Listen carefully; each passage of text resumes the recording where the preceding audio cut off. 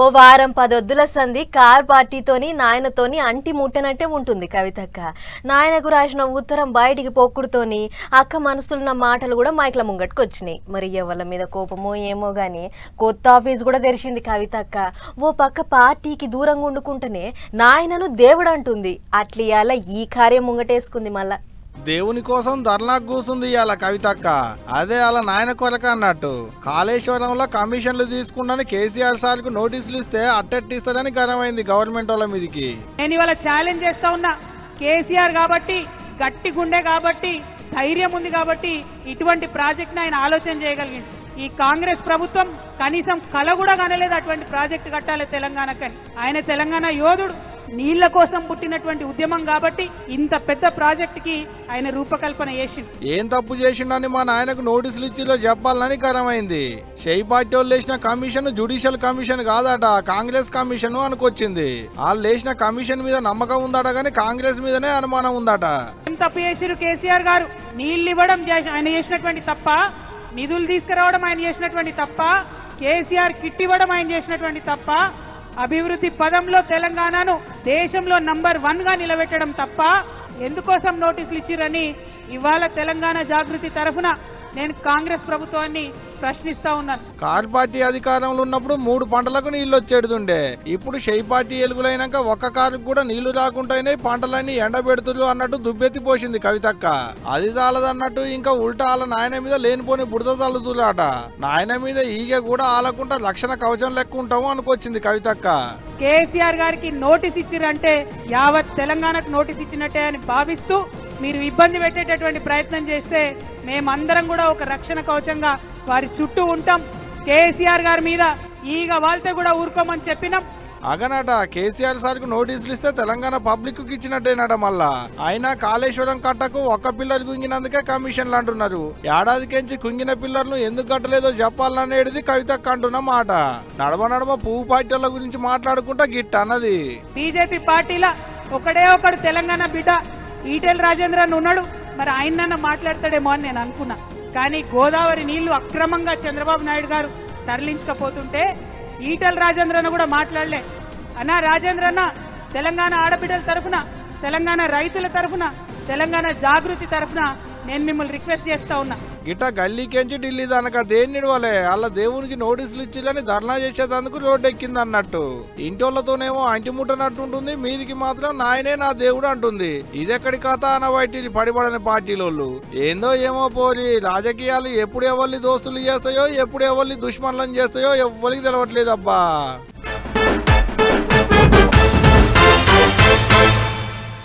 అంతకు మున్పు ఒకసారి పబ్లిక్ తిప్పల చెప్పుకుందానికి ఆలకాడికి ఈలకాడికి తిరుగుడు కాదు.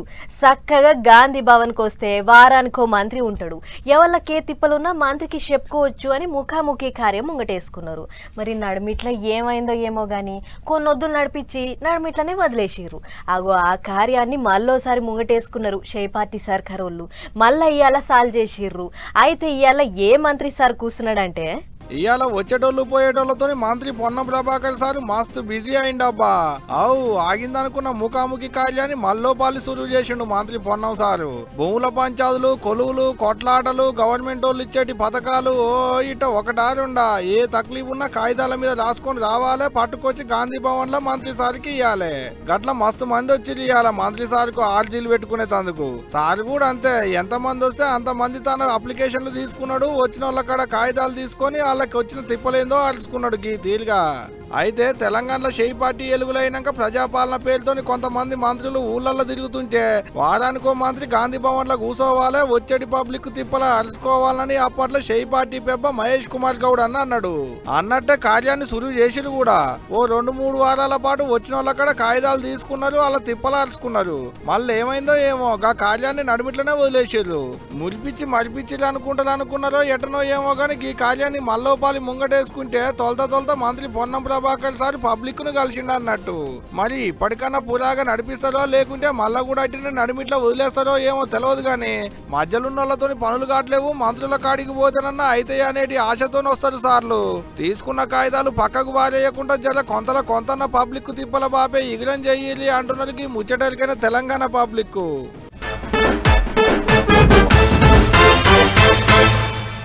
పోయిందనుకున్న పానం తిరిగి వస్తే ఎంత సంబరం అవుతుంది. అగో గంత సంబరపడ్డారు సైకిల్ పార్టీ తమ్ముళ్ళు. ఏమంట కూటమి సర్కార్ అధికారంలోకి వచ్చిందో అప్పటి నుంచి జోరు వెంచి రువ్వడిగా ముంగటికి పోతుర్రు అన్నట్లు ఇప్పుడు గీ ముచ్చట ఎందుకు చెప్తున్నాను అనుకుంటుర్రా? ఏపీలో కూటమి సర్కార్ కుర్చీలకెక్కి ఏడాది పొద్దట. మరి రాష్ట్రం అంతా ఏడాది పండుగ సంబరాలు ఎట్లున్నాయి, తమ్ముళ్ళ సంబరం ఎట్లుందో ఒక్కసారి అరుసుకొని వద్దాం పారి.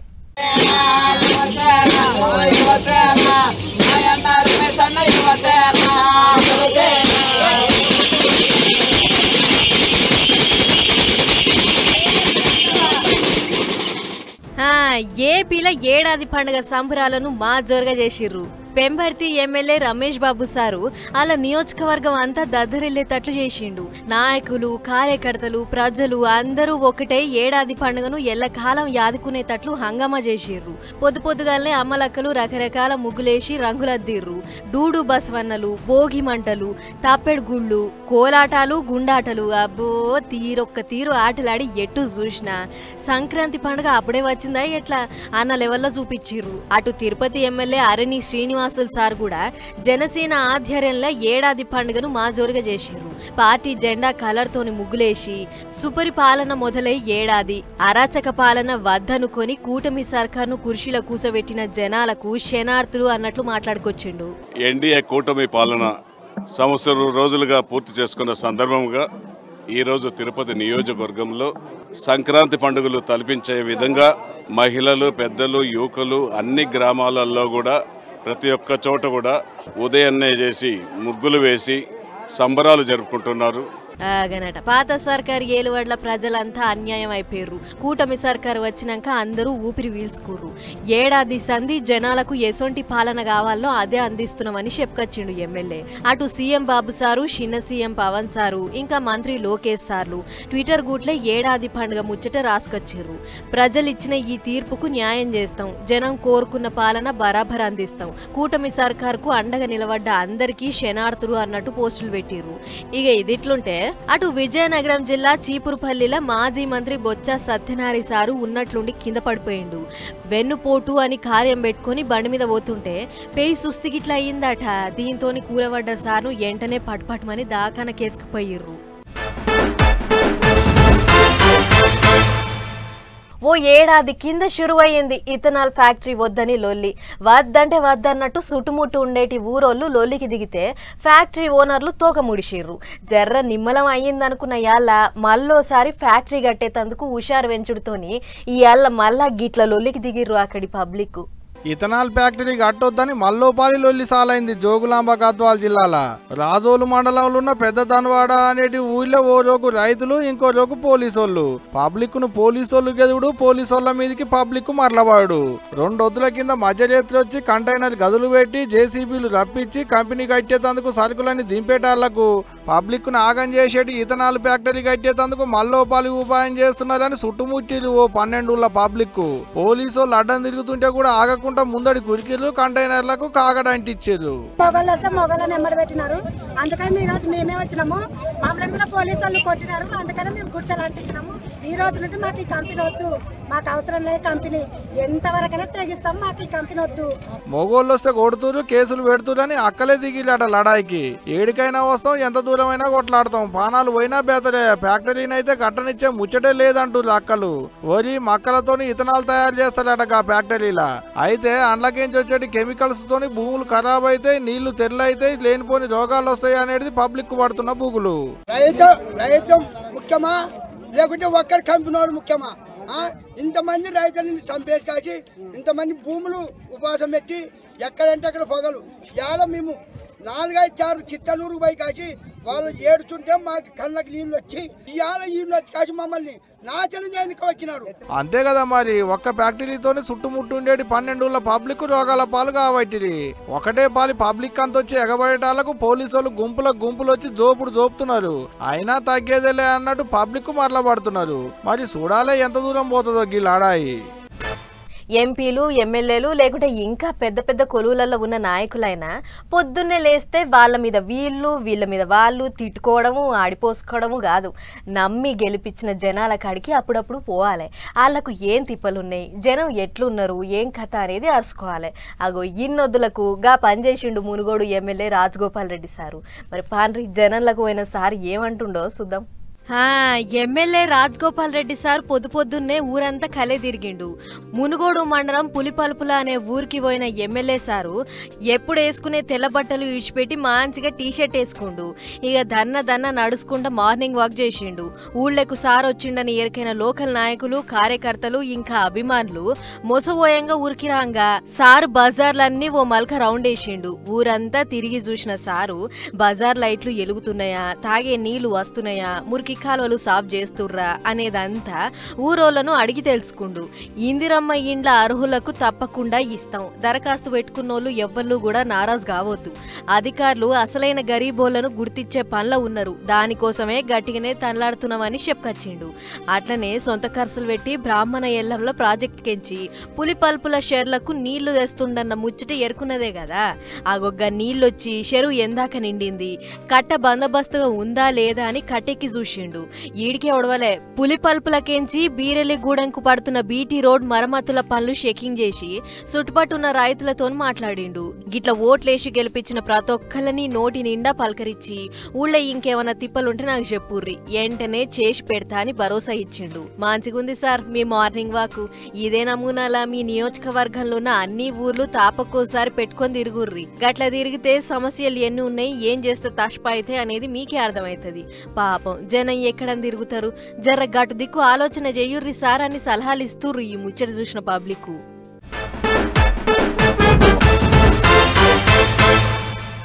ఓ 20-30 ఏండ్ల కింద బళ్లకు ఎండాకాలం తాతిల్లిస్తే పొల్లగాండ్లకు చిన్న సంబరం ఉండకపోయేది.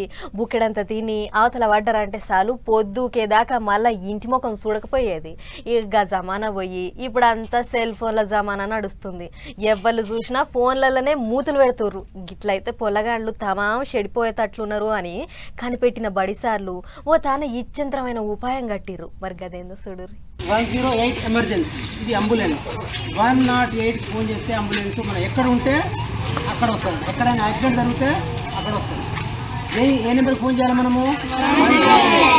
చూసిరు కదా, బళ్ళైతే ఇంకా చాలా కాలేదు. మరి గీ సారే వాళ్ళు పొలగాండ్లను ఎమ్మటేసుకొని గీ అంబులెన్స్ పాఠాలు చెప్తుండు అనంటే అసలు ముచ్చట్లకు పోవాలి. గీ సార్ పేరు గోపీనాథ్. మహబాద్ జిల్లా గూడూరు మండలం పాటిమీది గూడెం అనే ఊరి సర్కార్ బళ్ళే చదువు చెప్తాడట. అయితే ఎండాకాలం తాతిళ్ళల్లో చిన్న పొలగాండ్లు ఫోన్లలో మూతులు పెట్టి పెయ్యి అలవకుండా ఆటలాడుతుర్రు కదా. అగో గట్ల వట్టిగా కూసుంటే దిమాకు మొద్దువారిపోతుందని సార్కి ఇచ్చంత్రమైన ఇకమత్ చేసిండు. బడి పొలగాండ్లను అందరినీ ఒకతాన జరగొట్టి అంబులెన్స్ అంటే ఏంది, అది ఎందుకు కూయి సప్పుడు చేస్తుంది, ఆపదల ఉంటే అంబులెన్స్ కు ఎట్లా ఫోన్ కొట్టాలి అని ఇవరిచ్చి చెప్పిండు. అటెంక లోపలికి పోయి దాకానా అంటే ఏంది, అసలు ఆడ ఏమేమి ఉంటాయి, పేల సుస్థి చేస్తే ఏం చేయాలి అనేది డాక్టర్ తోని చెప్పించిండు. ఇది అయిపోయినాక పోలీస్ స్టేషన్ కు తోలుకపోయిండు. అసలు పోలీస్ బండి ఎట్లుంటది, స్టేషన్ లో ఎవళ్ళు పెద్ద సారు, మనకు తిప్పలు వస్తే ఎట్లా ఫిర్యాదు చేయాలి అనేది లేడీ కానిస్టేబుల్ తోని బుర్రకెక్కేటట్లు చెప్పించిండు. ఇక గీ బుడ్డ పొలగాళ్ళని చూడుర్రి స్టేషన్ లో ఎంత అమాయకంగా కూర్చుర్రో. పోలీసులు అంటే కొడతారనే బుగులు కావచ్చు, ఓ చిన్న ఆలు వాటిగా ఏం కొట్టారా, భయపడకుర్రి. అగ్గో ఎస్ఐ సార్ ఏదో అడుగుతుండు. ఇక్కడికి వచ్చినాక మీరు ఏం చూసారు, మీరు ఏం చేసినా చెప్తే దాన్ని బట్టి నేను చెప్తా. ఒక వెపన్స్ చూసిలారా భయపెట్టక ఏంటిరా పొలగాన్లు పోడే తుపాకులే చూసిర్రట. ఆయన పోలీసోళ్ళంటే ఎవళ్ళకైనా భయమేనాయే. అందుకే పొల్లగాండ్ల కళ్ళు అటుపడుండొచ్చు గాని ఈ సర్కార్ బడిపంతులు అందరిలెక్క వాటిగా జీతం తీసుకొని ఊకోకుండా గింత మంచి ఇగ్రం చేసిండు. గొప్ప ముచ్చటే కదా. ఈసారి లెక్కనే అందరి సార్లు గిట్ల చేస్తే చిన్న వయసులోనే గిసొంటి ముచ్చట్లన్నీ తెలుస్తాయి అని అనుకుంటుర్రు గీ ముచ్చట చూసిన పబ్లిక్. పండుగైనా నీసే, పబ్బమైనా నీసే, శుభకార్యాలకు నీసే, అపకార్యాలకు నీసే. నీసు లేకుంటే ముద్ద దిగదు మనోళ్ళకు. ఆయతరం వస్తే చాలు నీసు కూర కుండల ఉడకాల్సిందే. ఇక సుక్క ముచ్చటైతే చెప్పనక్కర్లేదు. సరే సుక్క ముచ్చట చాలా మాటలు చెప్పుకున్నాం కానీ ఇప్పటికైతే గీ ముక్కల ముచ్చట చూడుర్రి. తునకల గంకుట్ల మనమే తోపులం. ఇది నేనంటున్న మాట కాదుల్లో, మాంసాన్ని పరీక్షబట్టే సంగపోళ్ళు బయట పెట్టిన ముచ్చట. ఏ రాష్ట్రంలో నీసుకూరు ఎక్కువ తింటులు అనేటి దాని మీద సర్వే చేస్తే దేశంలో ముక్కలు ఎక్కువ కంకేది మన తెలంగాణలో అనేటి ముచ్చట బయటపడ్డదట. అవు మరి ముక్కలేంది ముద్ద దిగదు మనోళ్లకు. తెలంగాణ జనాభా ఎంతుంది, ఎంత నీ సమ్ముడు పోతుంది అనేటి లెక్కలన్నీ తీస్తే ఈ ముచ్చట బయటకు వచ్చింది అనేది సంగపోళ్ళు అంటున్న మాట. ఒక్కొక్కరు నెలకు 2 కిలోల తునకలు కంకుతురాట. మళ్ళా నేను అసలు నీసు ముట్టనంటారా? ఉన్న జనాభాకు కొన్న తునకలకు లెక్కేస్తే నీ పాలుకో 2 కిలోలు. ఎక్కువ నీసు తినేటి దాంట్లో ముంగటు ఉంటే ఎంతమంది తింటులు అనేటి దాంట్లో 7 జాగాలు ఉన్నదట మన తెలంగాణ. అంటే 197 మంది దానిక నీసు తింటులాట మన తాన. గమ్మతేందంటే ఏడ తునకల కంటే ఎక్కువ కోడికూరే కంకుతులాట. మళ్ళా కోడికూర అయితే 250 పెడితే కిలో వస్తుంది. ఇంటిల్లాదులు 3 పూటలు తినొచ్చు. అదే కిలో ఏడకూర కొనాలంటే 900. అది కూడా మళ్ళా ఒక్క పూటకే. మళ్ళా పూటకింత తినబుద్ధి అయితే అంటే మిగులుతుంది. ముక్కలన్నీ కథమైతే మళ్ళా అదునుకు ఇంట్లో కూరగాయలు లేకున్నా, నోరు సప్పసప్పగా అనిపించినా, బయట ముసురు పెడుతున్నా కిలో కోడికూర తెచ్చుకున్నాడు, కమ్మగా గోలిచుడు, 3 పూటలు సరసుడు. ఇంత మునుపు ఒక్క ఐతారమే తినేటోళ్ళు ఉండే, కానీ ఈ నడమ ఎప్పుడు యాదిలో పడితే అప్పుడే 2-3 వద్దుల కోనాడు నీసులేంది ముద్ద దిగుతలేదట మనోళ్లకు. ఇక పెళ్లిళ్ళు పేరంటాలు ఏదైనా కార్యాలైన అంటే చిన్నగుంటదా? ఆటలు కోసుడే కింటాలు వండుడే ఉంటదా?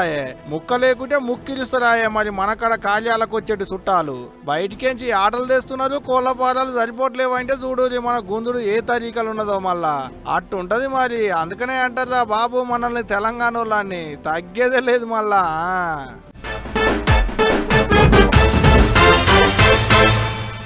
ఇంకో చిన్న వాడుతున్నది, అది కూడా చూద్దాము. ఇగో గిడ ఆస్మాన్ కలర్ టీషర్టు, మోకానికి ఒక కర్ర సంచి తగిలించుకొని వస్తుండు చూడుర్రి. వీని పేరు ఉసురుమర్తి గంగాజలం. మనోడు పోలీసు. అదొకప్పుడులే, మరి ఇప్పుడేమైంది గిట్ట దొంగోన్ లెక్క అరెస్ట్ చేసిర్రు అని అంటే మనోడి భాగవతం అంతా ఒక్కసారి చెప్పుకు రావాల్సిందే. ఓ 10 ఏళ్ల కింద ఈ గంగాజలం అనే బుద్ధిమతుడు కానిస్టేబుల్ కొలువులకి ఎక్కిండట. ఇక పోలీసులు అన్నాక దొంగలను పట్టుకునుడు, కొట్టేసిన సొమ్ములను రికవరీ చేసుడు ఉంటది కదా.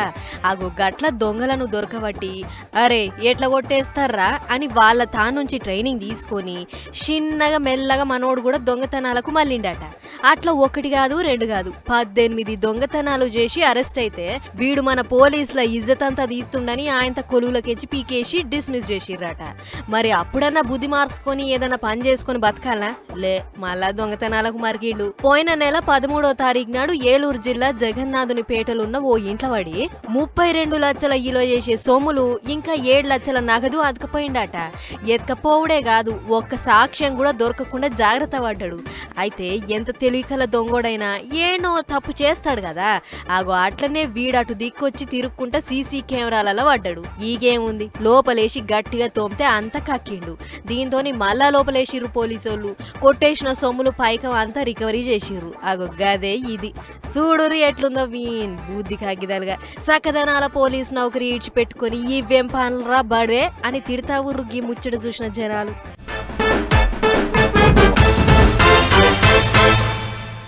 ఈగిన్ని చిట్కు పుట్టుకు ముచ్చట్లున్నాయి. ఫటాఫట్ దనాదన అవి కూడా చూసేవారు. కొందరు వంటి మీదకి పోలీస్ డ్రెస్ రాగానే శిగం వస్తుందో ఏం పాడో గాని జనం మీద రుబాబ్ చూపిస్తుంటారు. ఈ గీటు చూడుర్రి, పెద్ద మనిషి అన్న కనికరం లేకుండా పోలీస్ ఆయన ఎట్లా గుంజుకుపోతుండో. నిర్మల్ జిల్లా ఖానాపూర్ మండలం పాత ఎల్లాపూర్లుండే ఈ పెద్ద మనిషి భూభారతి చట్టంలో ఆయన తిప్పల చెప్పుకుంటానికి ఎంఆర్ఓ ఆఫీస్కు వచ్చిండట. మరి వచ్చిన కాడ ఏమైందో తెలియదు గాని పక్కపొంటున్న ఎస్ఐ రామచందరు దన్నుమని ఊరుకొచ్చి ఏందివా ఎక్కువ మాట్లాడుతున్నావు నడు అని మెడవట్టి గొర్ర బయటికి గుంజుకుపోయిండు. అయ్యో సారు, నేను ఇప్పుడు ఏమంటిని గంతగరం కాబడుతీవి అని అడిగితే నోరు మూసుకో అని బెదిరించిండట. ఆయన ఓ రామచంద్రన్న, నిన్ను చూస్తుంటే రేపో మాపో కొలువులకెంచి దిగిపోయి తట్లే కొడుతున్నావు, ఇన్ని దినాలు కొలువుల ఇట్లనే చేసినావానే అని తిట్టి సాపిస్తుర్రు ఈ ముచ్చట చూసిన జనాలు. అన్నట్లు ముచ్చట ఎరకగానే ఈ గ్రవంతుని సస్పెండ్ చేసిర్రట పెద్ద ఆఫీసర్లు. అమ్మ ప్రేమని మించింది ఈ దునియానే లేదని చూపించే ముచ్చటగిది. ఇగో ఇక్కడ ఆటో వెనక పొంటి ఉరుకుతున్న ఆవును చూస్తుర్రు కదా. ఈ ఆవు ఈ నడుమనే ఈ లేగ దూడని కన్నది. అయితే మేత కనిపోయిన ఆవు ఏటో కాడగాల్చిందట. దీంతో ఇంటికాడున్న లేగ దూడ పాల కోసం ఒర్లుతుంటే దాని బాధ చూడలేక యజమాని దాన్ని ఆటోలు వేసుకొని గల్లీ తిప్పిండు దాని తల్లి కోసం. ఒక తాన తల్లి ఆవు కనిపించింది. ఈగేముంది, బిడ్డకు పాలు ఇయ్యాలని యాదికొచ్చి గీ తీర్ల ఆటో ఎమ్మటి ఉరుకుడు పెట్టింది. ఇక గీ ముచ్చట్ను అక్కడి జనం అంతా రెప్పకొట్టకుండా చూసిర్రు. అన్నట్లు ఇది ఏడైందో చెప్పనే లేదు కదా. జగిత్యాల పట్నం గోవిందపల్లెలా అయ్యింది. అయ్యో జర్రంతలో ఎంత పెద్ద టక్కర్ తప్పింది చూడుర్రి. బస్సులో 75 మంది ప్రయాణికులను ఎక్కించుకొని పోతున్న ఈ బస్సు వికారాబాద్ జిల్లా యాలాల్ మండలం గోరెపల్లి దగ్గర పట్ల రాగానే కింద కమాన్ బట్టి ఇరిగిందట. ఈగేముంది, బండి కంట్రోల్ కాక ఆయంత పొలాలకు ఉరికింది. ఇంకా నయం డ్రైవర్ అన్న మంచి హుషారు మీదనే ఉన్నాడు కాబట్టి సరిపోయింది. లేకుంటే ఒక్కరు కూడా మిగిలేటోళ్ళు కాదు అని అనుకున్నారట ఎక్కిన ప్రయాణికులు. ఆయన ఇసొంటి డొక్కు బస్సులను ఊర్ల పొంటి ఎయ్యనే ఎయ్యొద్దు, రోడ్లు మంచిగా ఉండవు అని అనుకున్నారట ఇంకొందరు.